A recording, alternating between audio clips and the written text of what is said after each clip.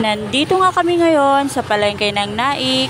Maaga nga akong gumising ngayon para samahan si Mama mamalengke para sa tindahan namin. Pagbaba nga namin ay inunahan namin yung mga gulay at iba pang ititinda bukod sa karne. After ng ilang buwan na pagpapahinga ni Mama sa hindi pagsama sa madaling araw ni Papa ay siya muna ngayon. So magbabalik si Mama sa gising ng maaga dahil nga si Papa ay may sakit. Si Mama nga ay hindi na sumasama kay Papa mula nung nagkasakit siya.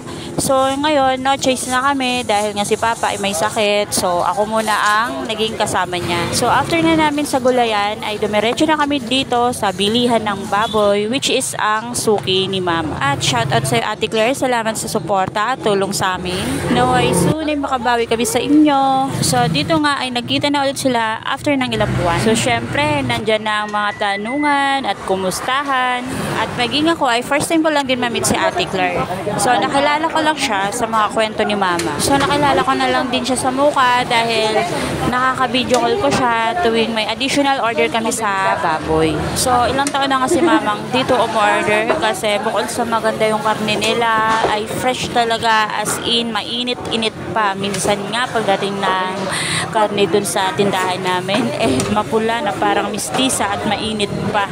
O diba? May pag-promote pa tayo dito sa karnihan ni Ate Claire. So after nga ng kumustahan at bilihan nila Mama at Ate Claire ay pumunta na kami dito sa bilihan ng manok, which is suki rin nila Mama sa manok. So bukod sa mura ay maganda ang manok nila lalo na kung maaga ka. So agahan nyo ang pagpunta dito kung gusto nyong magandang manok. Ang pangalan po ng store nila ay Opel.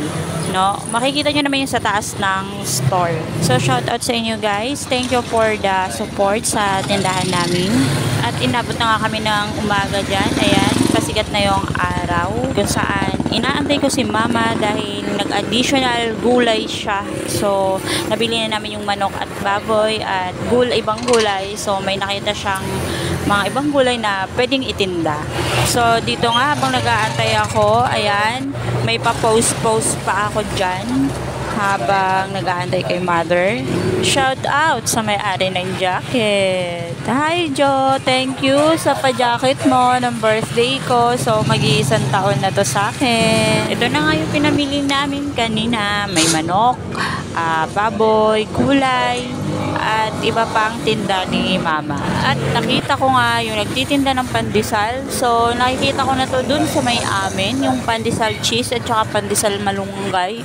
So syempre hindi tayo nakabili dahil hindi tayo nagdala ng pera. Syempre ayoko naman manghi kay Mother kasi hindi pa nga nakakabenta, babawasan ko na agad yung pera. Kaya next time magdala ka na kasi ng pera para makibili ka ng pandesal with cheese at may pandesal malunggay. At ayan na nga si Mother, nakabulik na. So let's go, uwi na tayo.